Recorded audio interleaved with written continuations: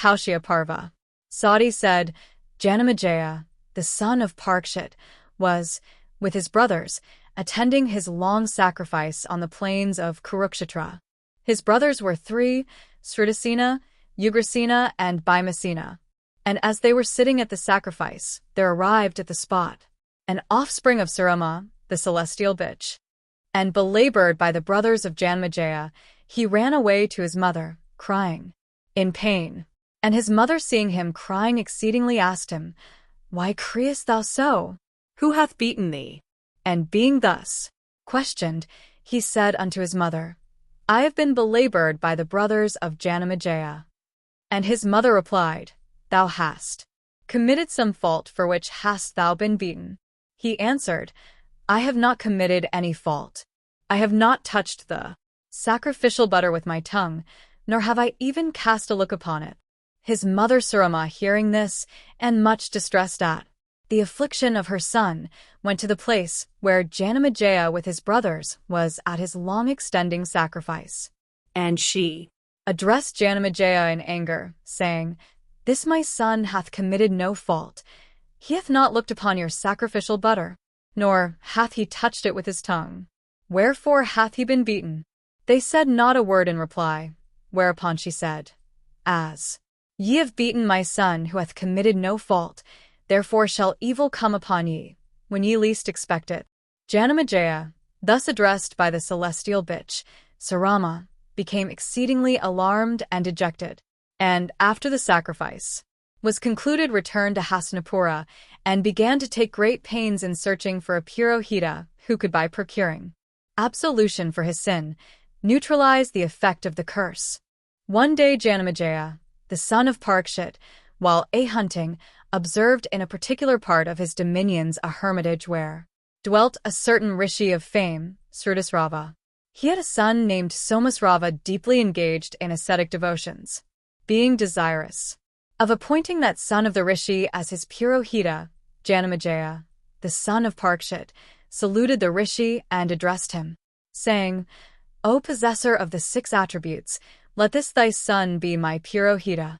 The rishi thus addressed answered Janamejaya, O Janamejaya, this my son, deep in ascetic devotions, accomplished in the study of the Vedas, and endued with the full force of my asceticism, is born of the womb of a she-snake that had drunk my vital fluid. He is able to absolve thee from all offenses, save those committed against Mahadeva. But he hath one particular habit, viz. He would grant to any Brahmana whatever might be begged of him. If thou canst put up with it, then thou take him. Janamejaya thus addressed replied to the rishi, It shall be. Even so. And accepting him for his Purohita, he returned to his capital, and he then addressed his brothers, saying, This is the person I have chosen for my spiritual master. Whatsoever he may say must be complied with by you without examination. And his brothers did as they were directed. And giving these directions to his brothers, the king marched towards Takshashila and brought that country under his authority. About this time there was a rishi, Ayodhadhamya by name. And Ayodhadhamya had 3 disciples, Upmanyu, Aruni, and Veda. And the rishi bade one of these disciples, Aruni of Panchala, to go and stop up a breach in the watercourse of a certain field. And Aruni of Panchala, thus ordered by his preceptor, repaired to the spot. And having gone there, he saw that he could not stop up the breach in the watercourse by ordinary means. And he was distressed because he could not do his preceptor's bidding. But at length he saw a way and said, Well, I will do it in this way.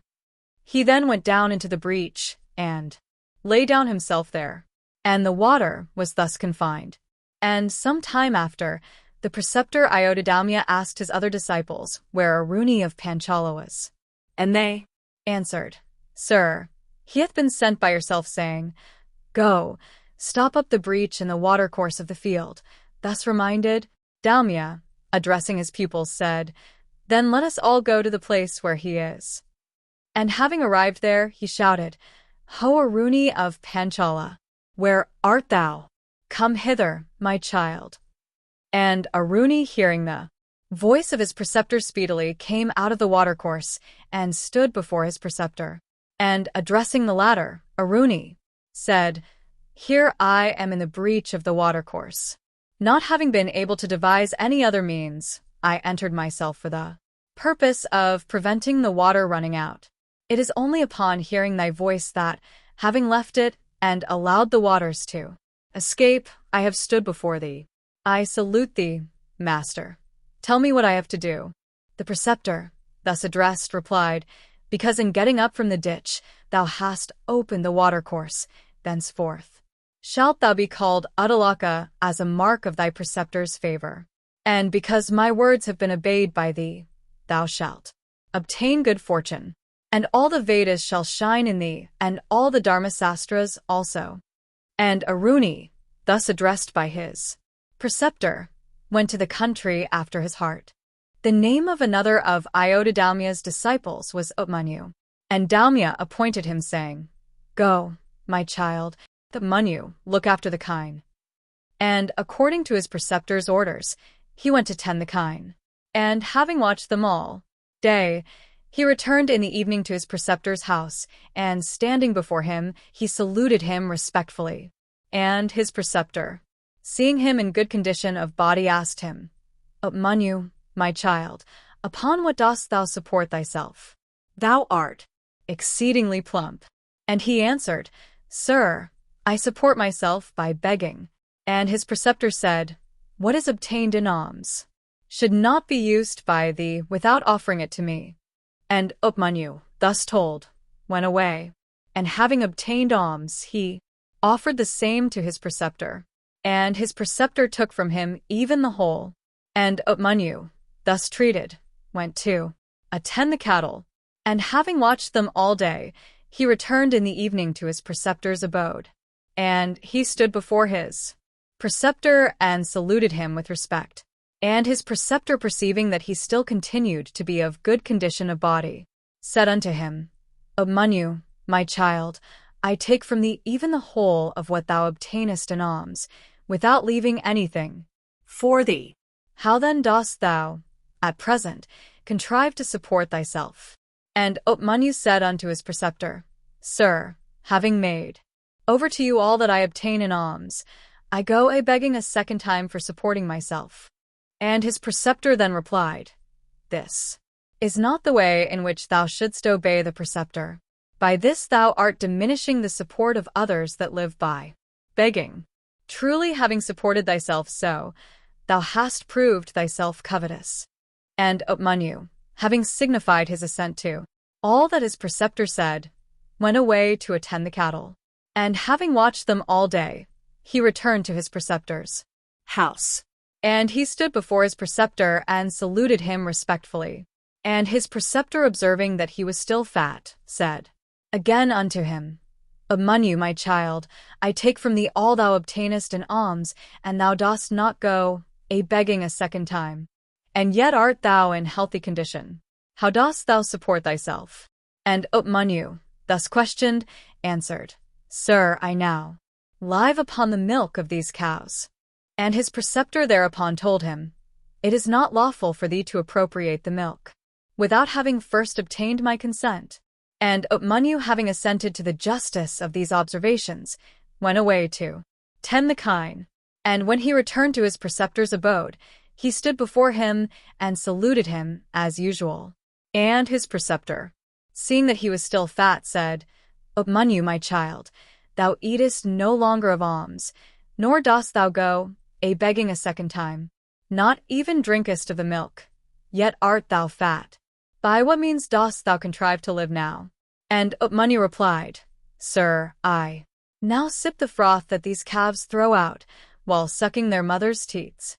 And the preceptor said, "These generous calves, I suppose, out of compassion for thee, throw out large quantities of froth.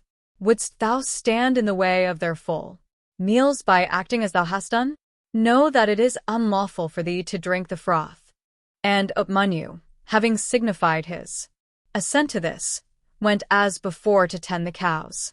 And restrained by his preceptor, he feedeth not on alms, nor hath he anything else to eat. He drinketh not of the milk, nor tasteth he of the froth. And Upmanyu, one day, oppressed by hunger, when in a forest, ate of the leaves of the arka, Asclepias gigantea. And his eyes being affected by the pungent, acrimonious, crude, and saline properties of the leaves which he had eaten, he became blind. And as he was crawling about, he fell into a pit. And upon his not returning that day, when the sun was sinking down, behind the summit of the western mountains, the preceptor observed to his disciples that Upmanyu was not yet come. And they told him that he had gone out with the cattle. The preceptor then said, Upmanyu being restrained by me from the use of everything, is, of course, and therefore doth not come home until it be late. Let us then go in search of him. And having said this, he went with his disciples into the forest and began to shout, saying, Ho, Upmanyu, where art thou? And Upmanyu, hearing his preceptor's voice, answered in a loud tone, Here I am at the bottom of a well. And his preceptor asked him how he happened to be there. And Upmanyu replied, Having eaten of the leaves of the arka plant, I became blind, and so have I fallen into this well. And his preceptor thereupon told him, Glorify the twin Ashwins, the joint physicians of the gods, and they will restore thee thy sight. And Upmanyu, thus directed by his preceptor, began to glorify the twin Ashwins in the following words of the Rig Veda. Ye have existed before the creation. Ye firstborn beings, ye are displayed in this wondrous universe of 5 elements. I desire to obtain you by the help of the knowledge derived from hearing and of meditation, for ye are infinite. Ye are the course itself, of nature and intelligent soul that pervades that course. Ye are birds of beauteous feathers perched on the body that is like to a tree. Ye are without the 3 common attributes of every soul. Ye are incomparable. Ye, through your spirit in every created thing, pervade the universe.